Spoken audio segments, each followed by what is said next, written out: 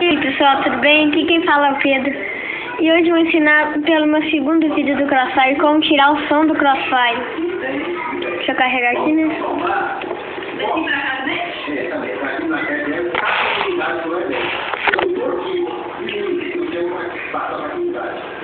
Carrega.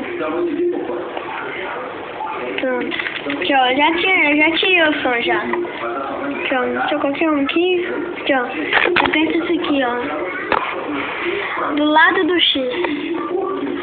Aí vai ter aqui, ó. Vai ter gráficos, controle. E você clica nesse som. Aí você tira o som daqui, ó. Tava assim, ó. Pera aí. Venha, filho. Aí você vem aqui e vamos aqui, ó. Abre essa porta e aqui, ó. Aqui, ó. Tá assim, né? Aí você pega esse palitinho e coloca aqui, ó. Tira tudo, ó. Vamos lá, gente. Pega esses cavalos pra pular com ele. Pronto. Aí você vai aqui, ó. Salvar. E, gente, e acabamos. Foi rápido, né? Mas